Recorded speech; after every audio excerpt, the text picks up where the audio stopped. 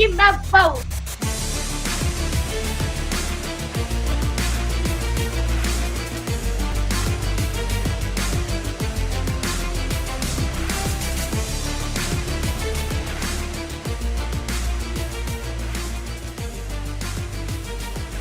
Court is in session with Ryan in Sacktown on If You Don't Like That. Now, Ryan in Sacktown. Oh, must be Rhino.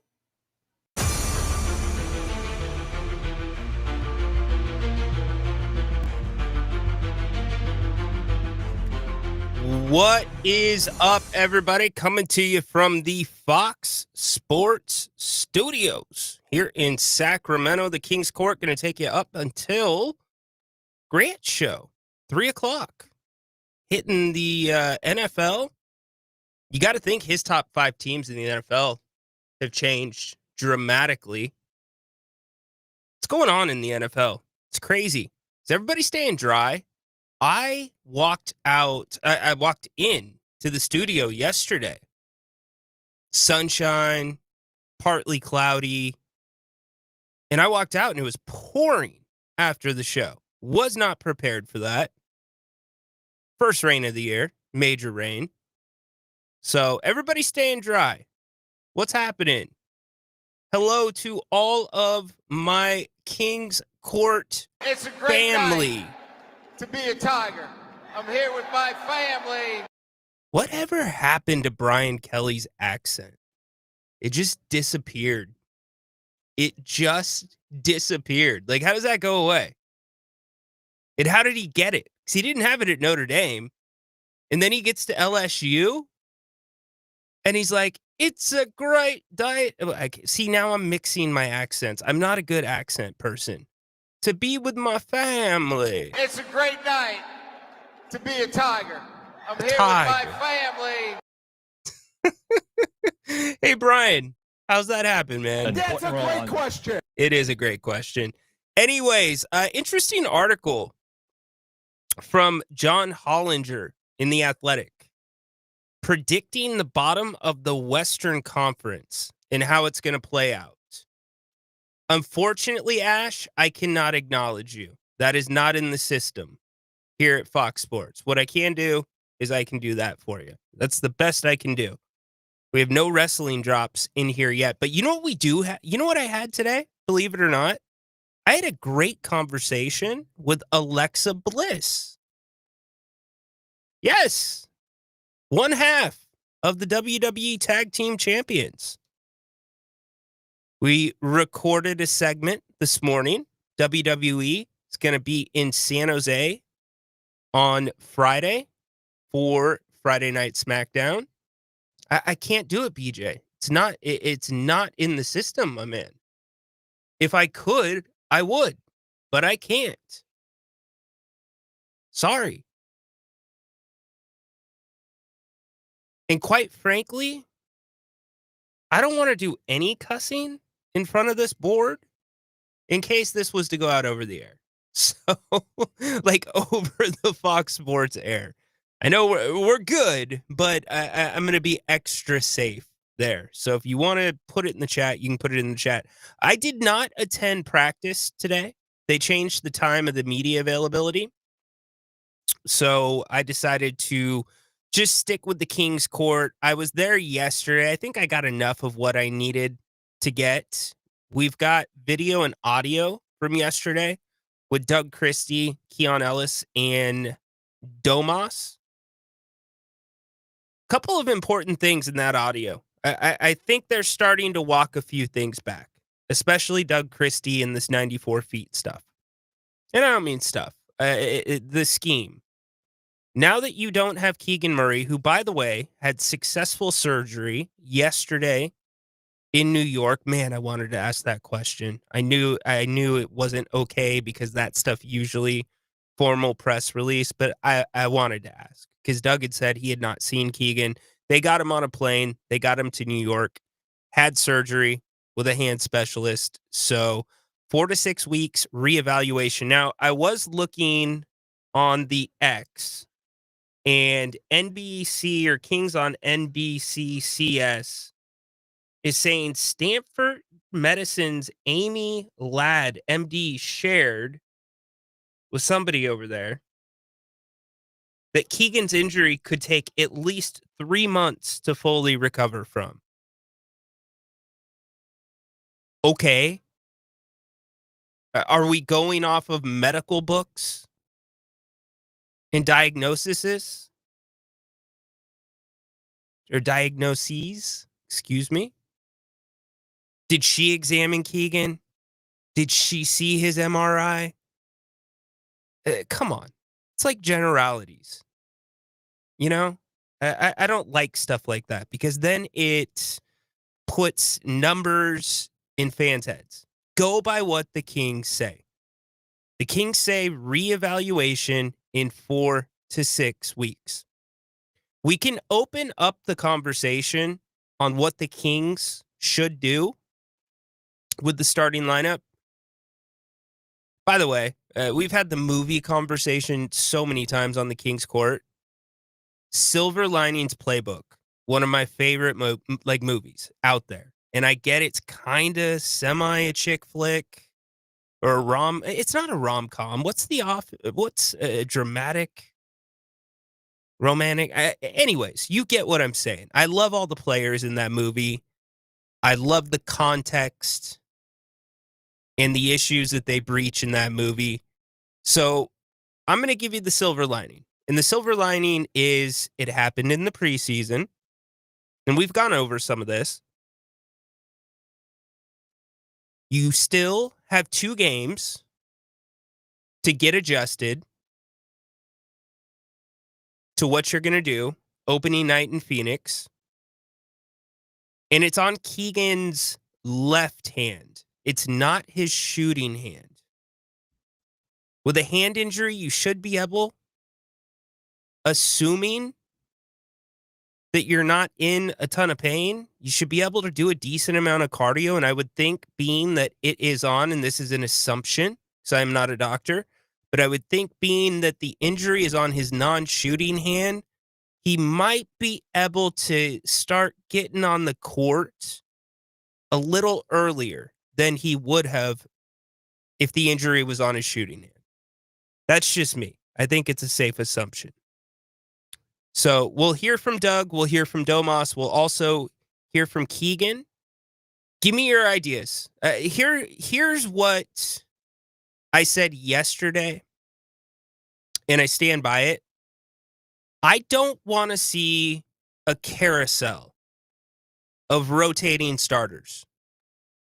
Meaning, I don't want to see Max start one night, then Drew, then Isaac, then Keon, back to Drew, back to Keon. I would hope the Kings can find some consistency in 2 lineups. I don't want to see any more than 2 different starting lineups. I think you've got to have a small lineup that you can throw out there.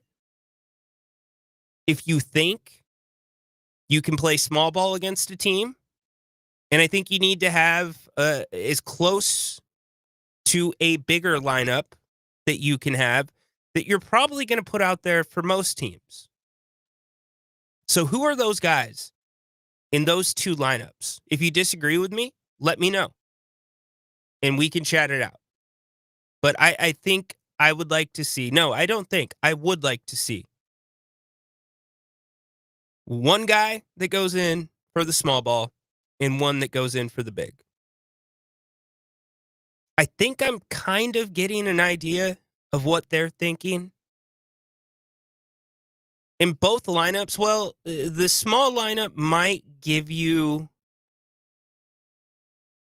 no, it does. It's not might. The smaller lineup does give you a better defender.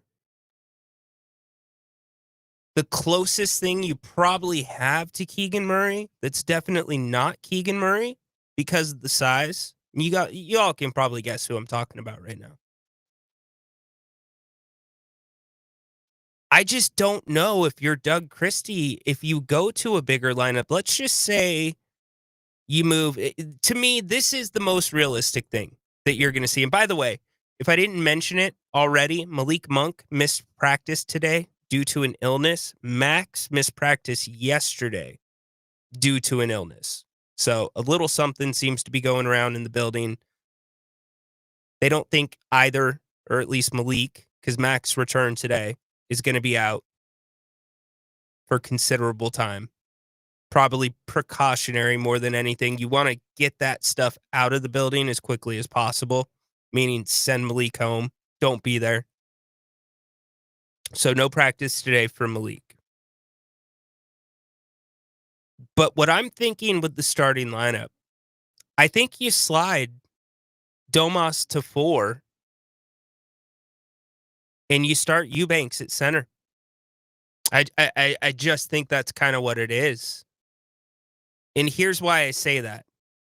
Teams were already going to target on Tanique on the defensive end of the court. In fact, if you go back and watch the first 2 preseason games, he's getting those petty rookie calls when he's defending. Calls that Keon Ellis would not get whistled for. Same thing's going to go for Max.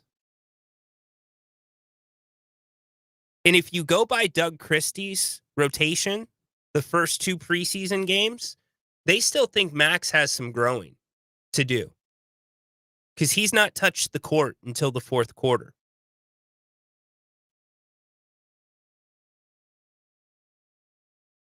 If you're going to go small, I think it's Keon Ellis. You slide Zach to the 3. You slide DeMar to the 4. And Domas at the 5. Now, yesterday at practice, after practice, Coach Christie, who makes his way around after practice, talking to the different guys, but he spent, and I put it up on my X, he spent a decent amount of time talking through something with DeMar and Domas. And they were kind of acting it out. So maybe that's what they're thinking on a small sense.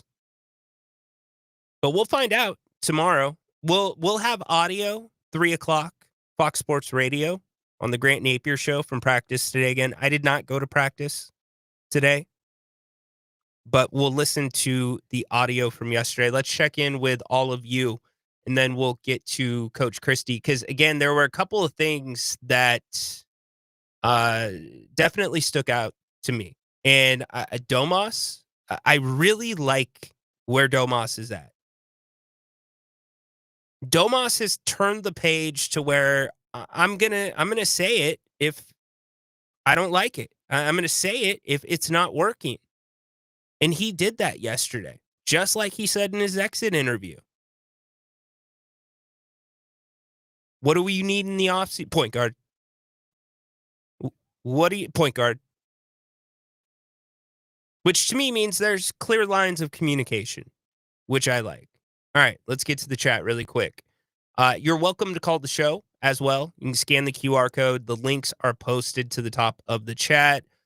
Ash, let's go. BJ on his lunch break. Thank you, sir.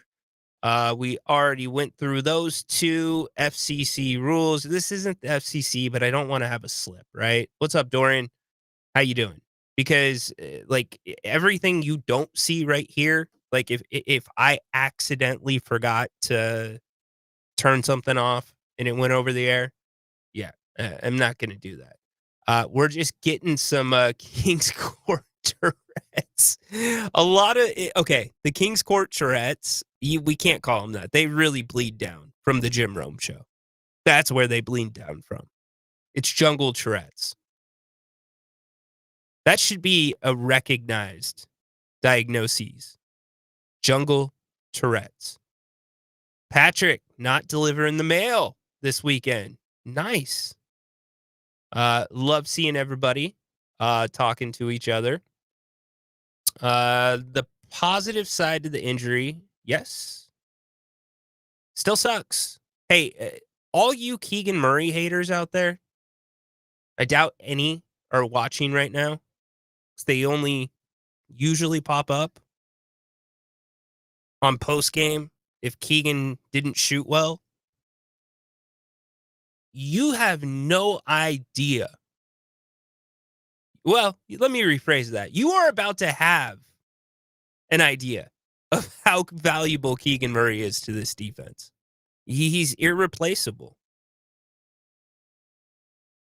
If Keon was bigger, I'd feel better about things. I still feel good with Keon. But Keegan takes the best player on the opposing team every night. On a team that's already not very good defensively. Which means we need to get this offense rolling. We've seen flashes, but we have not seen. I've been disappointed in the way that Dennis Schroeder has played through 2 games. And again, only 2 games, only preseason. Realized he had a heck of a summer in Europe. Get it. He's been in the league for a minute. Preseason might not be as important. He might be more of a game player. And I know preseason games are games, but they're not regular season games, right? So maybe that's when things turn over. But 3 assists through 2 games with so much emphasis on the point guard position? No bueno. People have tried to get me to see the silver lining. Patrick, man, it is based somewhat around the Eagles, and it's out of Philadelphia, but it's more of like an East Coast style of movie. Highly recommend, especially during the Christmas time. I would ask this: is Silver Linings Playbook a Christmas movie? Is it considered one? I don't know. Peter, what's up, dude? My idea. What is our budget to dress up the walls on your office? It is coming, my man. We are working on it. You see the Fox logo in Grant Studio? It's going to be in here too. So thank you for letting me give you an update on that. Who's the first rookie we see to come off the bench during the regular season? 100% Neek. 110% Neek. He has started the second half of both preseason games. Don't be surprised if he starts tomorrow night. Now, I don't think that's going to be the move come opening night, but he might start tomorrow night. By the way, Luka getting his first preseason look tonight. They anticipate, based on his management schedule, his load management schedule, that he will play on Friday night in the Kings preseason finale. Kings tomorrow night, home to the Clippers. Anybody going? You can see Eubanks along with Sabonis. Yeah, I think their games mesh fairly well. I do. It's gonna. Okay. Well, yes. Yeah. He's a rookie, and he's a polished older rookie. But yeah, you've got to put him on the Keegan Murray plan. You have to. What's up, Juan? You're probably right, but I won't be surprised if McDermott gets the spot. That's a fair comment based on Doug last year going to Doug. I would counter it with this. I think he would go Saric over McDermott in the starting lineup. You don't need to get Doug McDermott reps in preseason games. That dude's a pro. That guy you know what? We're sitting there in practice, right? Practice is over.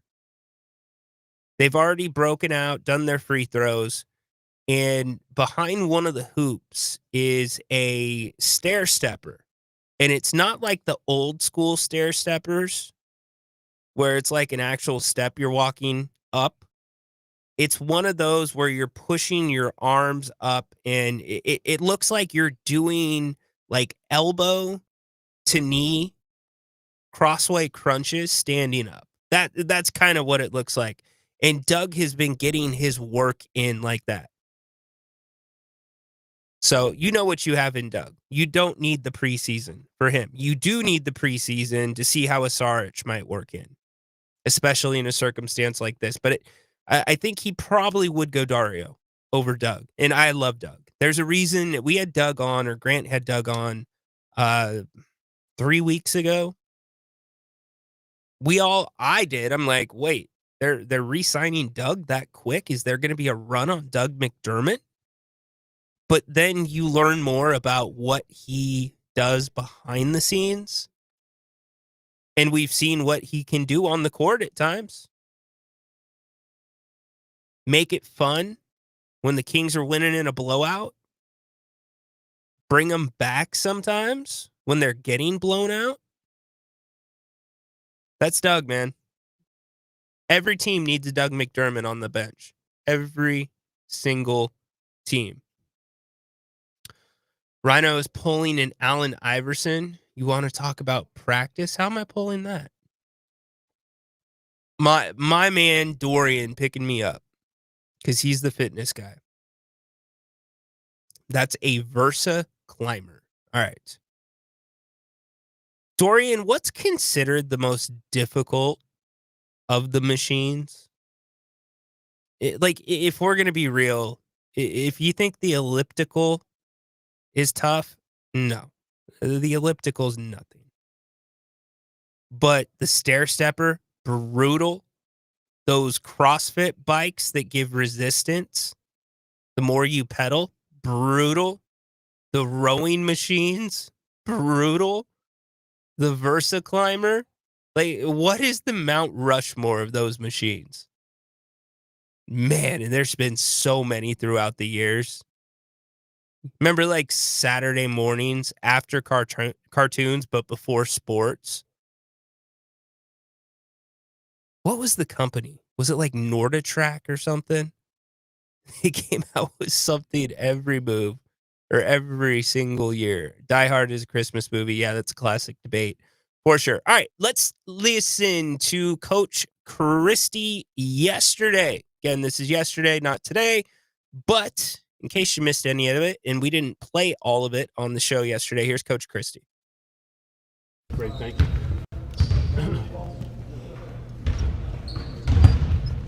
Day two of making adjustments throughout Keegan, what's it been like? What are you trying out? What's working, what's not?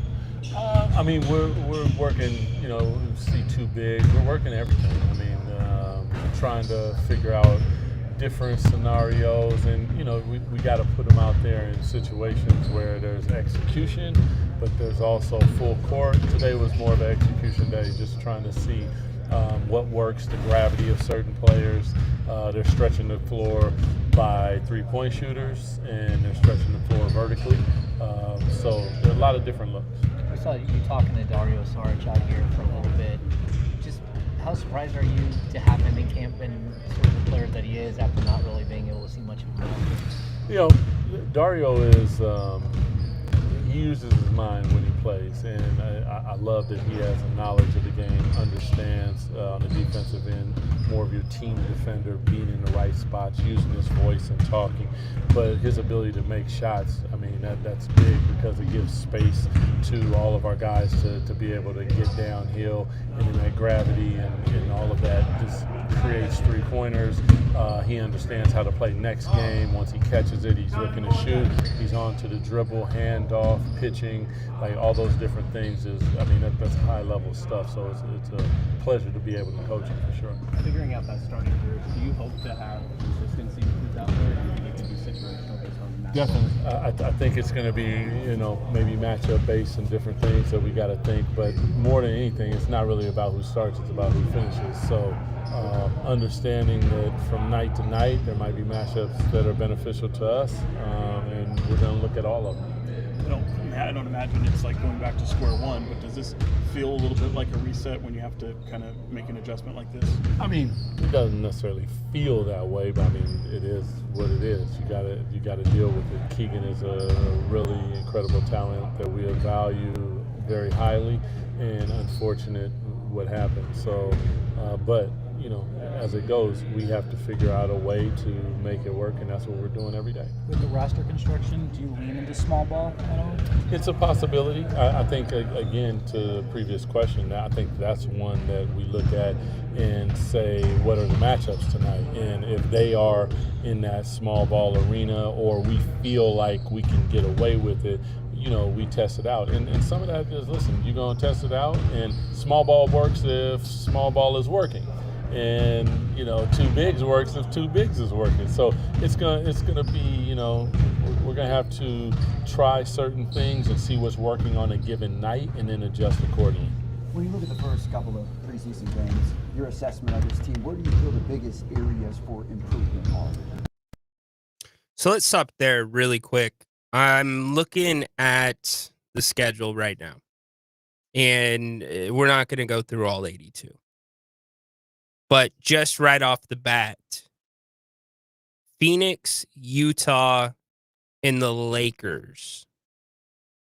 No LeBron James for the Lakers. Unless something changes. But assume no LeBron James. Those are 3 games you can probably go small. Those are 3 games you can probably go small. Doug again. Well, for me, it's always going to be defense. I think, you know, we can look at the offensive end, but I think, you know, shot profile and different things can affect your defense, your transition defense. There's a smoothness to what we want to do when we talk about our offensive pillars of pace, space, and sharing the basketball. You know, we want to move the ball up the floor, whether it's with the dribble or with the pass.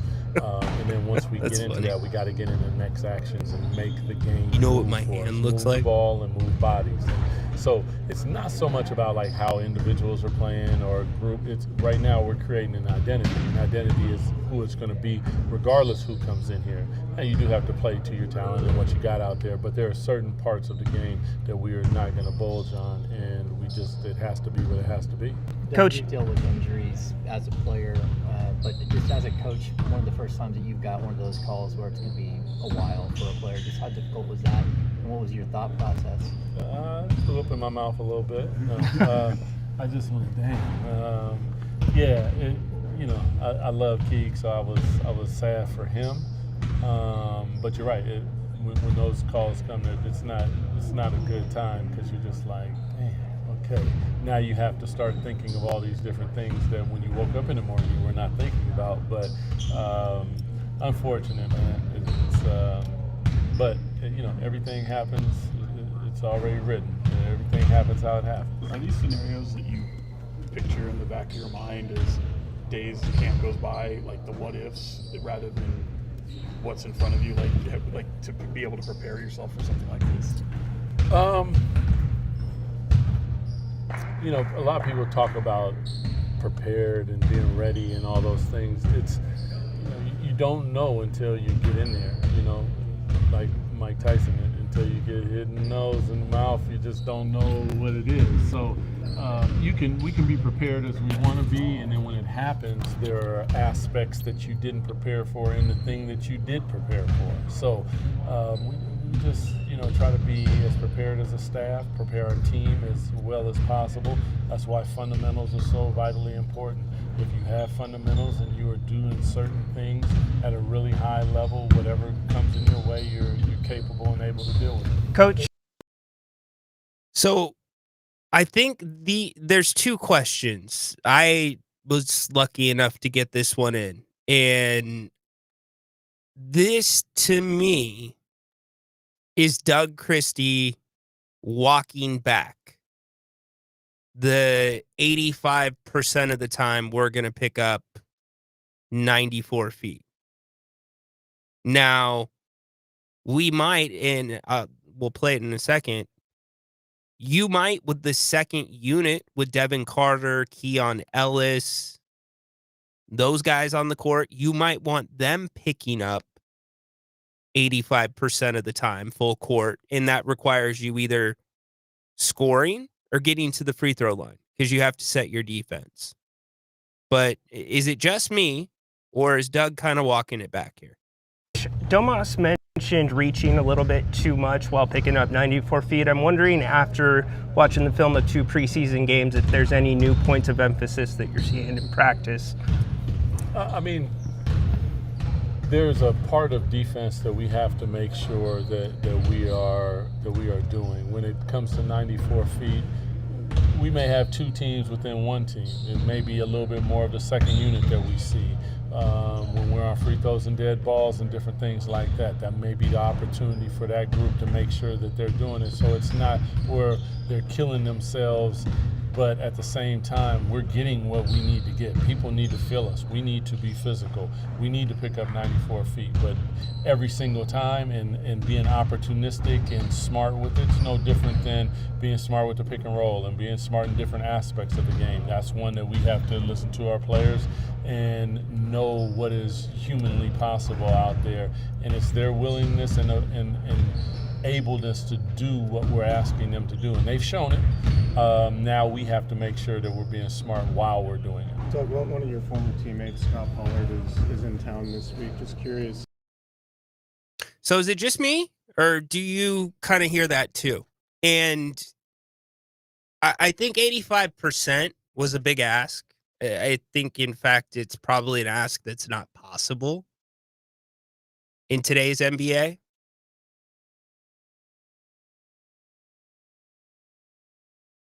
But with the guys that are good at it, do it.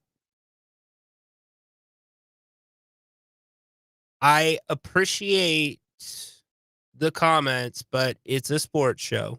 So let's keep it to sports, please. But thank you, Master. I'm not going to say the back end of that for your comment.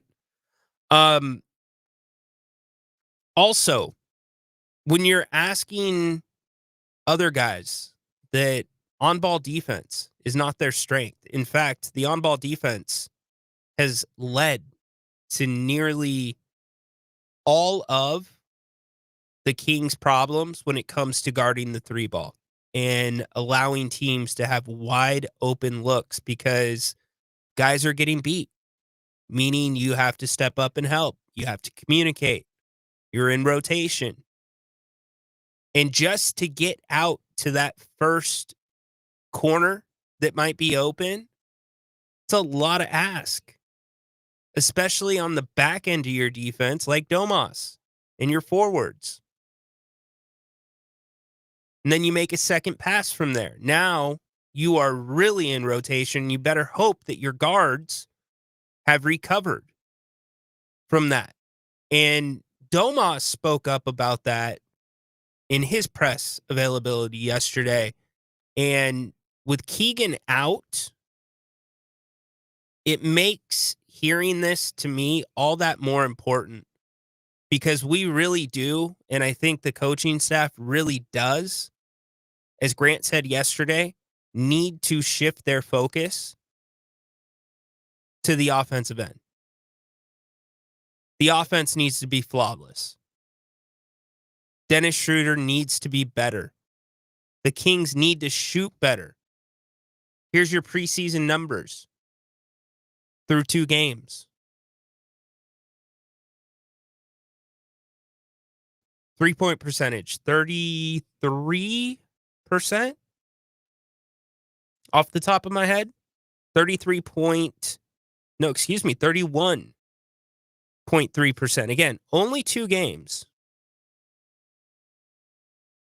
There's a lot of numbers here that we could point to and be like, yeah, 22 assists. You need more than that, but you got to make shots too in order to get assists. I do like the 7 blocks for a team that's small. It's a good number. Now, a lot of those came from Keegan. Some have come from Max, Dylan, Cardwell. as well. Drew Eubanks had a big block the other night. Negative 4.5 net rating through 2 preseason games. Not all that concerned about that.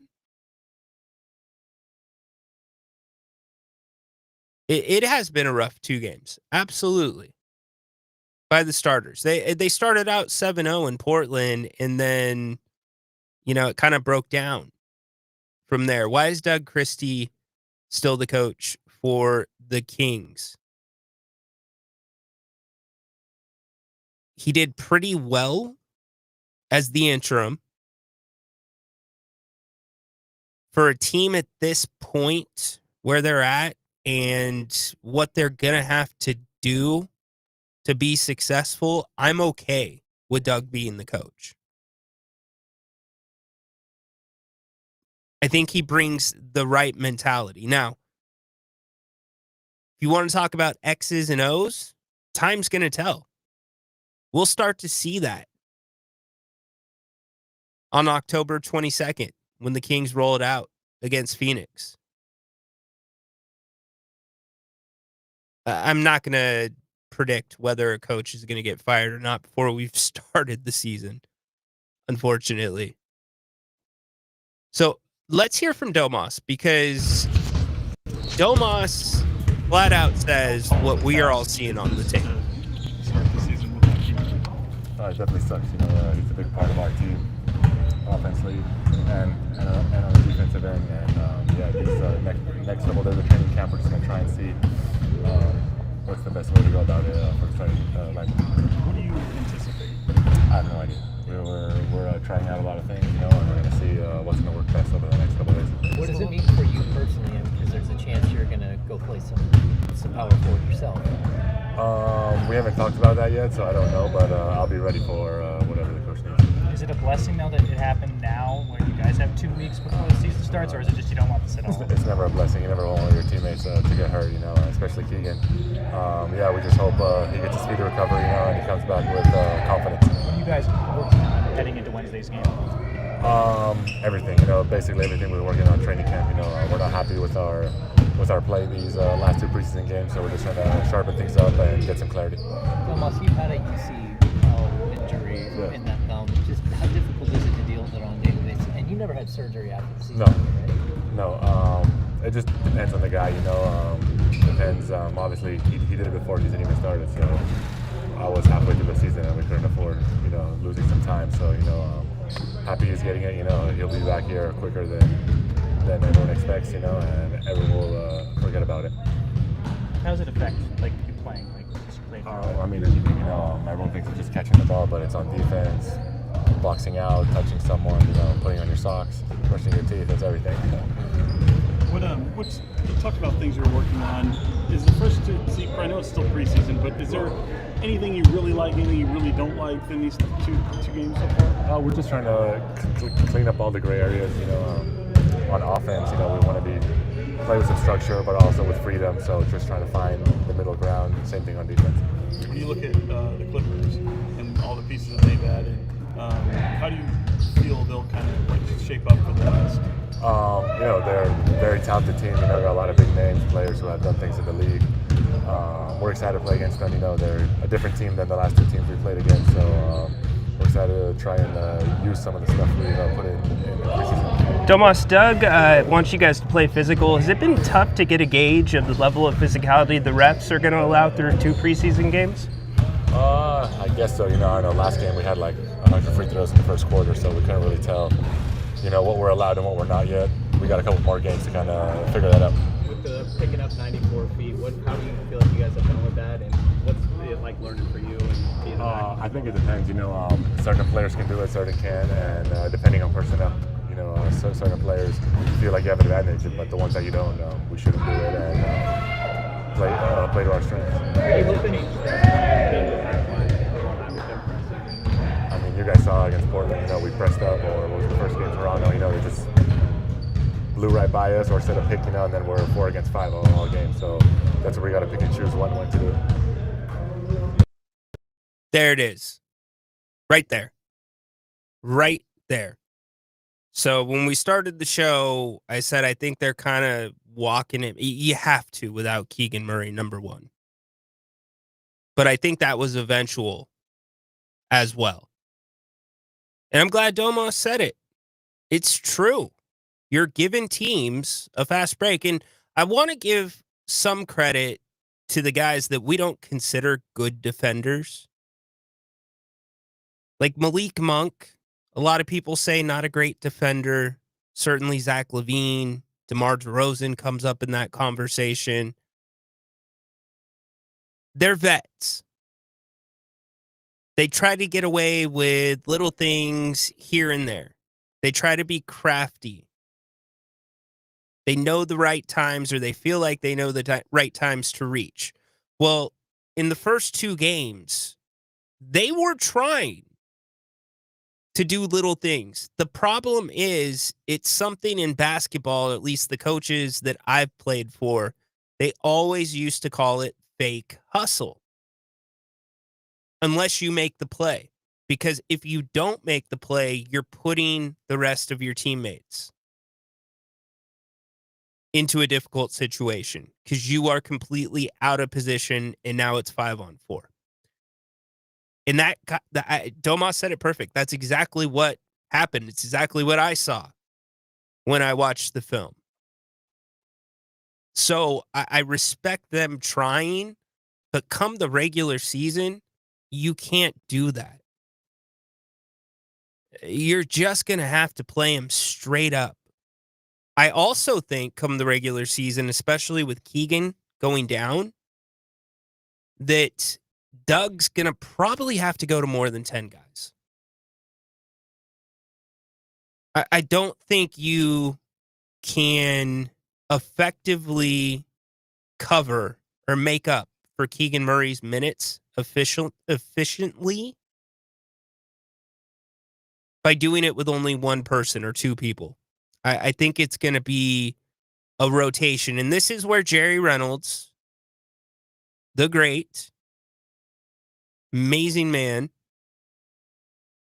blessed to call him a friend. It's where Jerry Reynolds has said the advantage of the Kings, or an advantage to all the guards on the Kings roster, is just that. You could throw a constant rotation of guards that can defend at the opponent. Devin Carter's done a great job, I think. He's had a very good first two games, especially defensively. So maybe Devin's going to get a few more minutes. Neek will likely get more minutes than what it might have been.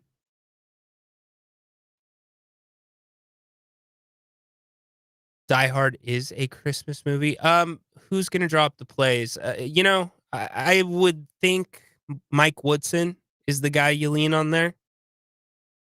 Doug's more of the, and I haven't had a chance to talk to Coach Woodson. I have not seen him in practice coming down on anybody, but he's known more as kind of the hard guy, the bad cop. And Doug's more of the player's coach because he was a player. So you've got a good cop, bad cop combination, which isn't always a bad thing. But X's and O's, probably Mike Woodson.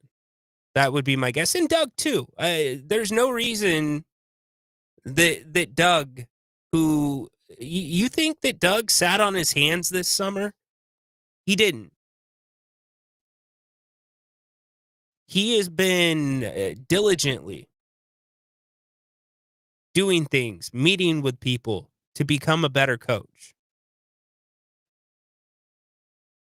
We've even heard Doug in his response to my question. How many times were we always hearing, I don't want to teach guys a play. I want to teach them how to play. It's a constant, but then we heard structure. So they're looking to mix some of those things in. I think Domas even says structure at one point. So I don't want to knock Doug for X's and O's. Now, I certainly will knock the basketball team last year for basketball IQ. It was awful. Right down the line. Every player, bad IQ. You got to think with Dennis Schroeder in a full camp under Doug Christie, that's going to get better. Sample of fake hustle is when guards crash the offensive boards instead of getting back or not getting back on defense. Yeah, look, the first preseason game, Malik Monk shot a 3. It was blocked, and he didn't get back, and it was an and one. It was a touchdown pass and an and one with him making the foul. Those are the plays that just cannot happen. Again, if you're just joining us, Malik Monk did not practice today due to an illness. Not expected, or I should say he's not expected to miss additional time. Max Reynaud returned to practice today. He was out yesterday with an illness. Also, I mentioned at the start of the show, and then join us again at 3 o'clock on Fox Sports Radio. We will have audio from practice today. Again, I did not attend practice, but we will get some audio and see what went down today. Tomorrow, the Clippers roll into town, so the Kings will have a shoot-around tomorrow morning. I will likely be attending that, so we'll get you some updates on that. I also said at the top of the show that I wanted to run through this article in The Athletic by John Hollinger. I think it's interesting. He predicts the bottom of the Western Conference, predicting how the bottom of the NBA's Western Conference will play out in 2025, 2026. And it might be surprising where the Kings are in relation to the bottom of the conference. At 15, he has the Utah Jazz. He's putting them at 23 and 59. 2 wild cards when it comes to Utah. Ace Bailey and Lauri Markkanen. Utah will go as those 2 players go. Losing John Collins is going to hurt. Thank goodness. Well, he's in LA, so I guess we're still going to see him. But he was one of those guys that was just notorious for lighting up the Kings and being able to get whatever he wanted over the past season and a half. But that's going to be the key for Utah. I think it is still a building year there. So I'm with them there. Also, Walker Kessler did not get a contract extension. He's hurt the Kings at times too. Now, they do have Nurkic, so that will be interesting with the size. And you see Utah early on, second game of the season, first home game for the Kings on Friday the 24th. At number 14, this surprised me. Number 14, the Portland Trail Blazers. I think John Hollinger is wrong. I think the Blazers are going to be in the play-in range, more like 9 to 10. He's got him at 31 and 51. What do you think about that? 14, Portland. He says the Blazers have youth on their side, but a glaring lack of offensive talent. Sure didn't look like that with Hansen. Arguably, their 2 best offensive players from a year ago, Anthony Simons and DeAndre Ayton, are gone. Ayton was bought out to make room for Portland's other young bigs. Oh, and don't forget Drew Holiday, too. So I think Portland, if they stay healthy, they're going to be better than 14th in the West. That's just my gut. They have executed their rebuild perfectly. Everything that they laid out on their roadmap, they've hit all of the stops so far. You get Dame back in the building.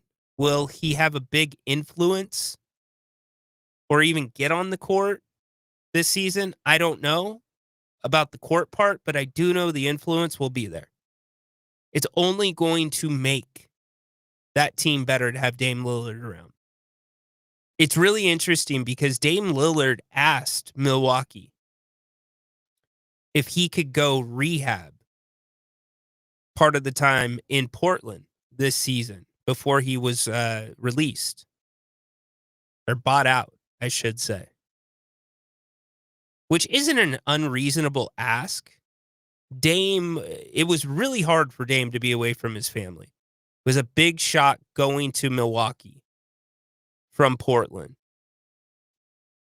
So when the team's on, 2-week road trips, why not? I heard it was denied. So Portland is where he wanted to be. He showed that by signing with Portland, who was not one of the favorites to get him back. But here's the other thing about Portland, the size. They are one of the biggest teams in the NBA. They have 8 guys that are over 6'7". So you got to consider that. Number 13. Who do you think's at 13? Let me know. Who do you think is at number 13? Is Dame out for the year? Not sure yet. We will see. Portland is moving up if they can stay healthy. I am with you. Kings are the 4th best team in California. Yeah. Clippers are an old team. Clippers are an interesting one. There's a report that the NBA signed off on that whole deal that Pablo Torre has been reporting on, and the NBA is investigating. The Clippers tried to get around the salary cap. Pay attention to that, because that decision, it's been hinted at that the target to have that investigation wrapped up is around the All-Star break. So that could affect the West as well. Number 13, New Orleans, 32-50. Despite the serial mismanagement of the past several months. Just remember, they gave up an unprotected pick in this next draft to move up to get Derek Queen, who is, if you had to put big men in categories, he's one of those guys that would probably lean more towards the Şengün, Domas kind of category. I'm not going to say Jokic because he's in his own category, but a big that can facilitate. He's a little bit of a bigger body, shoots the 3-ball well, but conditioning has always been an issue for Derek Queen. Also, their other rookie had surgery this summer. He was injured in summer league. So not a great start, but that's what they refer to with serial mismanagement. Joe Dumars going all in this season on Zion Williamson, who has a pending civil matter hanging over his head as well that we need to pay attention to. But New Orleans, despite the serial mismanagement over the last several months, it's possible to construct a scenario where the on-the-court version of the season's Pelicans ends up being somewhere between halfway decent and genuinely good. Mix in a healthy Zion Williamson. By the way, he's in good shape again. Remember, last year he was in the best shape of his career, and he still did not play back-to-backs, and there was pushback publicly from Zion about wanting to be on the court, and they're holding me back. Last year, I get. If you're holding Zion back last year, I get it, because everybody else was injured. Even if you have a healthy Zion, it's not going to change the circumstances of the season. You can't do that this year. You got to roll him out and just let him go. And usually when he gets rolled out and he goes, it's like a bowling ball. He gets anywhere he wants. So can he stay healthy and stay in shape? But back to Hollinger's article, mix in a healthy Zion Williamson with a slew of tough wings, 100%. Trey Murphy, Herb Jones, Sadiq Bey. Throw in some buckets from Jordan Poole. I don't know about that. And DeJounte Murray at some point during the season. Sprinkle in Jose Alvarado. Love the way he plays. That's a 94-foot guy for sure. They say the Jose Alvarado mayhem and whatever rookies Jeremiah Fears and Derek Queens can give them, and maybe you have something. So he's got the Pelicans at 13 and 32 and 50. At number 12, who do you think is number 12? Let's go to the comments really quick. No Coffee already had it. In fact, I don't know. It was, rainy, and for whatever reason, it's like, all right, well, maybe we'll hit Starbucks because it's rainy.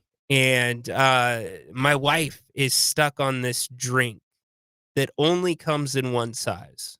It's like a Caputo, or I don't know how to say it. I don't remember what it was. But it's basically a small latte. That's all it is. It's a pecan flavor. It's an extra shot of espresso and less oat milk. That's all it is. But they call it a different name. So I got her one. I tried one. That was my coffee. Working on soda water, Mr. Anderson. Working on soda water. Got a prediction that the Kings are 12. Let's see, if he's still on the Kings, would Perry let him go to Europe to save $10 instead of $5? Who you guys talking about? Horrible move by the Kings. Oh, you're talking about, okay, Valanciunas. I got you. The Kings. Here we go. People are getting rowdy. Number 12. Do I have a drum roll?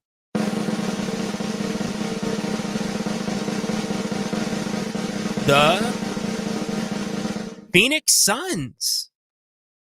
The Phoenix Suns. In at number 12, according to John Hollinger. The good news is that the Suns seem to have somewhat realized how bad of shape they're in. Bad news is they're still in bad shape.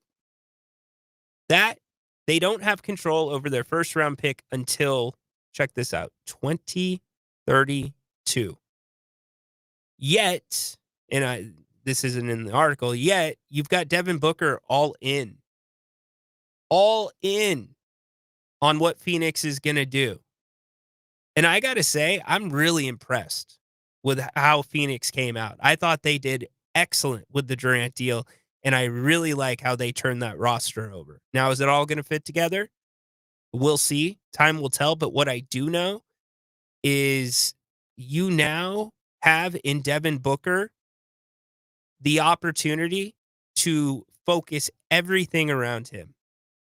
He's your guy. You've got a couple of other point guards there. I call him like Diet TJ McConnell, but Colin Gillespie, heck of a young and up-and-coming point guard.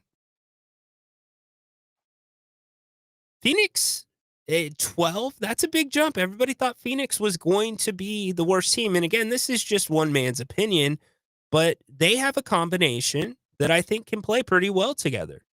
Kings see Phoenix right off the bat. They are at Phoenix. Game number 1. So we'll see how that comes out. You got to play the games, but he has Phoenix at 35 and 47. Number 11. Have we gotten there? Yes, we have. It's the Sacramento Kings. He has him at 36-46. Now, surely this was written before Keegan Murray's injury. We asked the question on the Fox show yesterday if the line for the futures, the win total, changed for the Kings because of the injury. And this is pretty funny. They literally reference the Kangs in this. Hollinger writes, the Kings had a nice 2-year run where they were just a normal, respectable NBA team. Last season, they brought back the Kangs.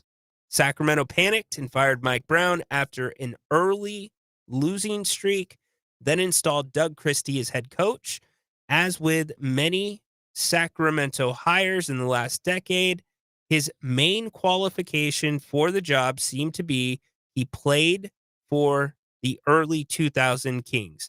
De'Aaron Fox decided he wanted out and was traded to San Antonio. The Kings pushed out Monty McNair as general manager and brought back Scott Perry, who split for the Knicks after 3 months during the first time he had the gig. Now, let's be clear. Scott Perry was not the general manager in Sacramento when he was here.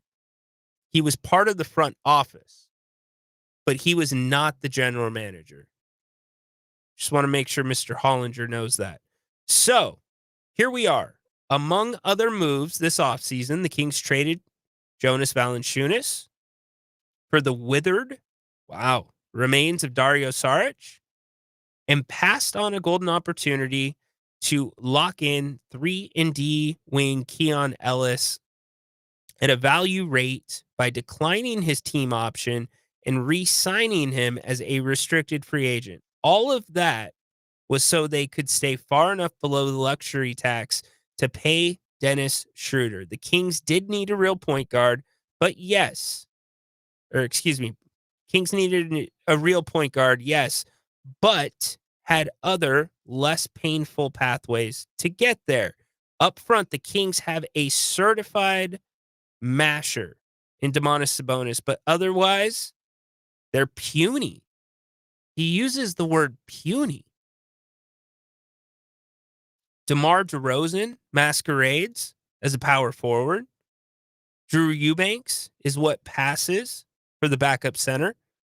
And rookie Nick Clifford, parentheses, good in summer league, exclamation, end parentheses, likely will need to play immediately because of the limited forward depth. So there you go. This was written before the injury. And yet, after all that, the roster isn't that bad. It's easy to forget the Kings had a positive net rating last season. Did they finish positive? They did. It was like 0.1. It was like 0.1 or 0.2. So that's a good point out. Good job, John. And made the play-in. Even after trading Fox, they went 16-18. Sabonis and Zach LaVine are fringe all-stars most seasons. Keegan Murray is a solid wing starter who shoots and defends. DeRozan can still get mid-range buckets and shot fake fools into heaps of fouls, and Malik Monk is electric in a 6-man role. On the other hand, there is no elite star talent here. The Kings are in the wrong conference for that. Schroeder is a low-end starter when the word Dutchland isn't across his chest. The front court depth looks shaky with a capital S. And Christie is a question mark on the sideline at best. Finally, as ever, the potential for rash, impulsive decisions and disastrous long-term consequences is never out of mind with this franchise. The most likely end game is that the Kings end up in contention for the play-in most of the season, but don't quite get there.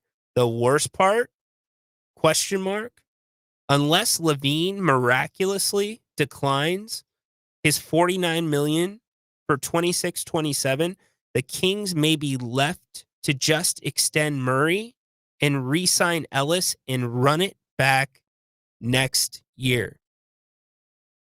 He had to run it back in just to rub it in to Kings fans. In theory, the Kings aren't barren, but in terms of assets, with 5 tradable first rounders, including an unprotected 2031 Minnesota pick. But who are they acquiring that pushes this team to the point where they're trading major draft equity makes sense? Staying stuck in the middle with a non-awful team is a quasi-viable strategy in the East, but in the West, it just sends you back to the lottery. He's spot on with that last part. I use the analogy with this CBA year to year. Let's say we're setting up a game of dodgeball. Let's all go back to elementary school. We're going to have a full school game of dodgeball. The kids on one side of the court are the kids that are all in to win this year. They think they can contend. Orlando. I could run down the list. That are willing to go into the aprons to make a run at it. The kids on the other side of the court, they're the ones that are all out this year. Boston, we're taking a year off. Tatum, out. We're going to dump salary because we don't want to pay tax on that. We know we are not going to win a championship this year. And then you've got the third group of kids. And those are the kids that are all in detention. And they're not playing in the game. And that is the group that the Kings are in. They're literally in that middle ground. It's basketball purgatory. You're good enough to win games that might get you in range of the play-in, but you're not bad enough to be in the lottery, high lottery. And you're paying a ton of money out. So again, just one man's prediction. I think he makes some good points. Definitely was not very high on the Schroeder signing. But again, John Hollinger has the Kings at 36-46. Not going to read the rest in depth. I'll tell you who they are. 10 is Memphis at 39-43. 9 is Dallas at 41-41. And there you go. That's the bottom of the West, according to John Hollinger. Written before Keegan Murray was injured. Make that clear. LaVine won't decline. Of course he will not decline. Play-in is a horrible idea. 100%. Get rid of it. Get rid of the play-in. I'm with you. No. Yeah, LaVine's not declining his option. That would be stupid. Here's what your best case is for Zach LaVine. Both for the team and him. He plays close to 82 games. He's an all-star. And this summer, his contract becomes reasonable. Like, other teams look at that and say, all right, yeah, you know what? That's fair value for Zach LaVine. So then the Kings either have an all-star who's playing really well, and Zach's had a really good preseason, by the way. Can't take that away through 2 games. But you either playing really well and you have an all-star, or you might be able to turn it into something else. Problem is the Kings have to overpay. It's a good point, Rock. I understand that. I would be careful overpaying Keegan. See, and we're getting way beyond like where we need to be because we haven't even finished the preseason. But isn't that one of those questions? Like, what is the number for Keegan? And remember, you can go over the cap without being taxed to re-sign your own free agents. It's the whole getting the pat on the back, right, for drafting well and developing well. It's keeping them here.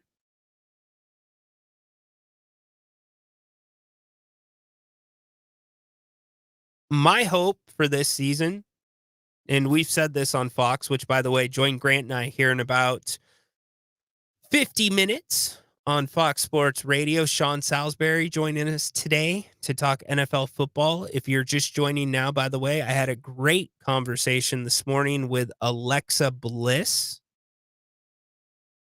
one half of the WWE Women's Tag Team Champions. WWE will be in San Jose on Friday for SmackDown and the G1C on Monday for Raw. So we'll be putting that up at some point in the next couple days, hopefully. The Kings need to get that draft pick. They've got to draft that guy. That's what they have to do. And to finish out my thought about what I want to see is I want to see some type of consistency that, one, is not inconsistent, and two, that is not negative. Something where it's not a full-blown identity, but you can start seeing the crumbs towards the identity. The second thing that I want to see is I want to be able to look at the roster. I'm looking past Zach LaVine. I'm looking past Dennis Schroeder. I'm looking past DeMar DeRozan because they're not part of the future. They're not. Domantas Sabonis very well could be. I'm trying to see, is there 4 guys on this current team that you can build on? 4 guys that would fit on 29 other NBA teams. And you have the potential for that this season if things pan out. Keegan's already there. Keon's already there. It comes down to Max Reynaud and Nick Clifford. If I can see that I've got 4 guys, which, by the way, those are 4 guys that could all play together at the same time, then I'm feeling okay coming out of this year. It means you got another year of LaVine. Got Schroeder for 2 more. And who knows? Circumstances change in the NBA. There's going to be teams that we think are going to be really good that are bad. And the opposite's true. So come to the trade deadline, if a team thinks we are, you know what? We are just one piece away. You got to think DeMar DeRozan is near the top of the list. If that team is seeking out a spark off the bench, more scoring off of the bench, somebody that can play in the half court, you got to think DeMar is part of that conversation, especially with his contract only being partially guaranteed for next year.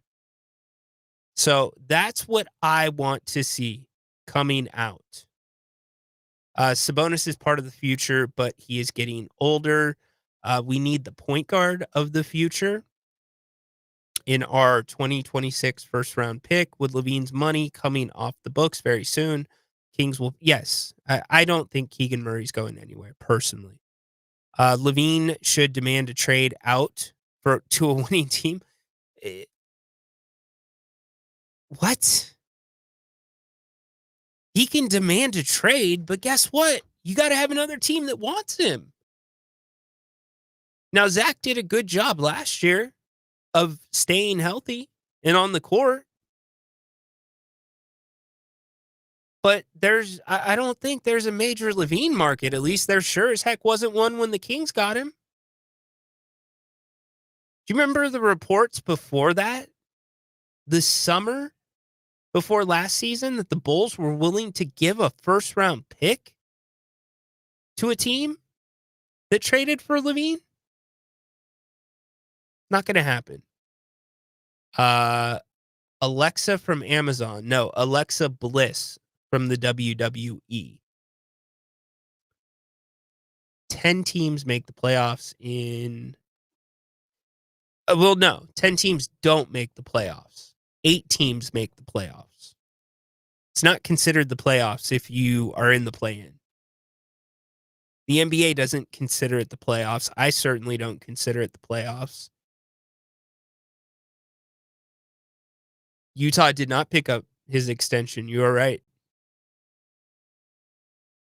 Rhino, how much is Keegan worth per year? Man,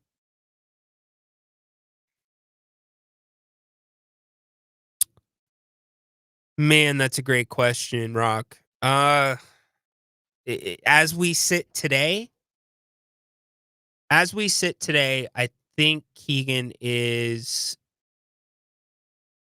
right around 25 a year. As we sit today. Maybe a little bit more. Maybe closer to 27.5. He's that important. I'm sorry for anybody that has been hating on him strictly because he hasn't been making shots. You thought the Kings defense was bad before? Just wait till you see the gaping hole that this team, and I sure as heck hope that they're able to fill it to the best of their abilities with who they have on the roster. But he was the captain. He is the captain of that defense. He was the constant on defense. He was the only constant in the starting lineup defensively.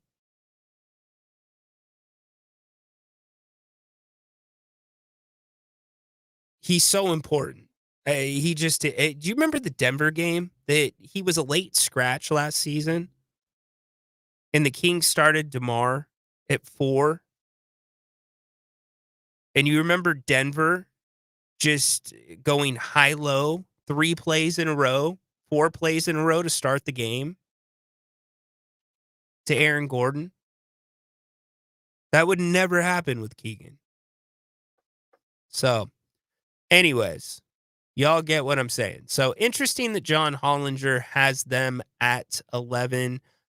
Put quotations because 8. Yeah, no, I hear you. I don't hate. I'm not saying that you hate Keegan, Rock.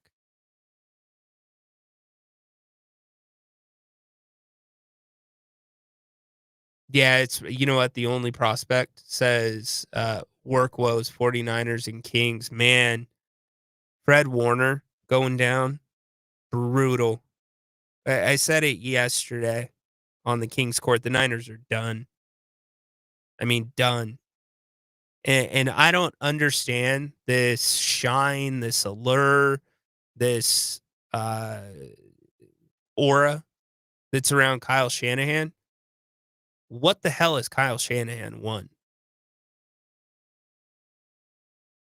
And he's been given the best ingredients.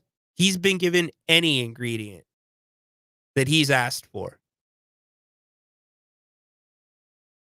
On top of that, most teams would be set back 3-4 years on a bust like Trey Lance when you move up. But guess what? He lucked out by having Brock Purdy drafted as Mr. Irrelevant which I think gets too much run. But if not for Brock Purdy, where else would this team be? Kyle Shanahan's stubborn ways and his unwillingness to play depth, I can't wrap my arms around it. And by the way, 49er fan, get ready, and I hope it doesn't happen. I never want to see somebody get injured. But at this rate, Christian McCaffrey is next. Kyle Shanahan refuses to mix in any other running backs. Refuses. It's unreal. So, hey, we're going to be back here in just about, 40 minutes. Fox Sports Radio, the Grant Napier Show, coming at you for 3 hours live. You get the 4th hour as a replay of hour number 1. So you get 4 hours of content. 104.7 FM, also 890 AM. I would say hit the FM signal. Much better. But the AM, it's good as well. The best way to listen is downloading the Fox Sports Sacramento app. Go download the app, completely free, Google Play, Apple Store. Look up Fox Sports Sacramento, KSAC. No geo boundaries. You can listen anywhere. We have people listening from the Philippines. Pat in New York listens. Go get the app. Best way to do it. If you can't listen live, no worries. The podcast, the replay, is temporarily being hosted on Grant's podcast platform. If you don't like that, that will be moving soon. Fox is implementing a new podcast platform for every Fox podcast. We're in the process of getting that all worked out. So that's why it's temporarily on Grant's, but you can also watch. We stream the show to YouTube, no video, but you do get the audio and the chat element. You want to do that. But again, hit the app, go download it, Fox Sports Sacramento KSAC, and that is the way to go. We're going to grab some audio from practice today. I did not go. If you're just joining us, Malik Monk did not practice today due to an illness. Max Reynaud returned today to practice. He was out yesterday because of an illness. So we'll talk more Kings. You'll get Grant's top 5 teams in the NFL. Sean Salisbury, 5 o'clock. A lot coming at you. Thanks for being here with me today on the Kings Court, streaming live from the Fox Sports Sacramento studios.